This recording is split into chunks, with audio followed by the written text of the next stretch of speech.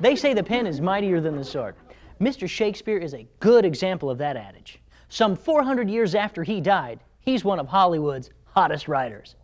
He's credited with the world's most famous question, to be or not to be.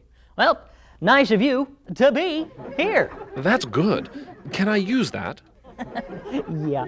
Bill will be looking at accuracy of communication. Right. I want to see if the writer shows skills in using words and sentences effectively, so that the reader understands what they are trying to say.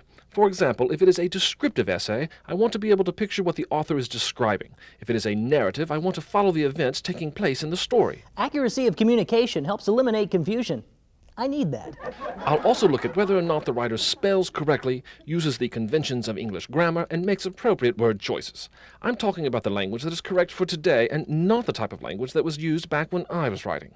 I'll be checking to see if the contestants have a good command of vocabulary and whether or not they really say what they mean. Thanks, Bill. Now, our third judge will be looking at style. Let's welcome Mark Twain. Now, you may have heard that Mark Twain, also known as Samuel Clemens, is dead. But, as he said himself, rumors of my death are greatly exaggerated, but nowadays they're true.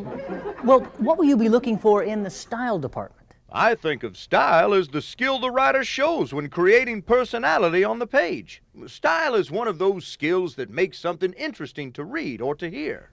Well, Mr. Twain, your style has made you one of America's best-loved writers. If only it had made me the best paid.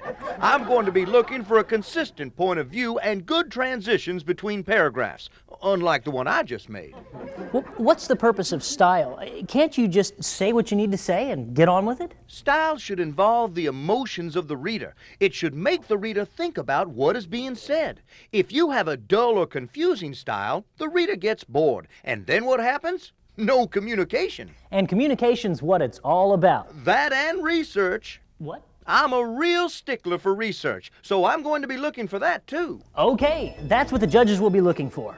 Now, for the sake of all our viewers out there in TV land, let us review what we'll be looking for in each of the three judging categories. Structure.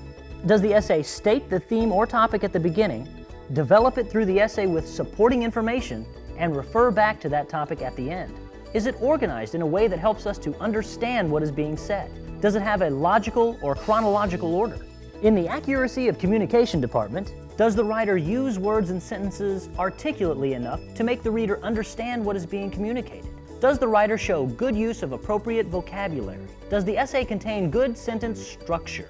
Does the writer know how to use conventions of English grammar, and does he or she spell correctly? Are the words confusing, or does the essay's author make good word choices?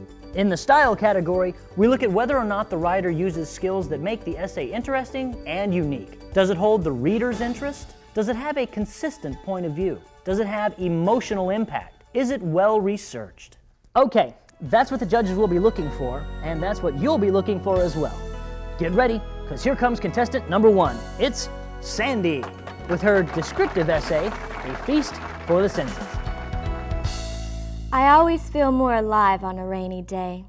Maybe it's because it's a treat for every one of my senses. Before the rain comes, I can already feel the air closing in. I can see the heavy purple clouds as they roll in, looking like an explosion in a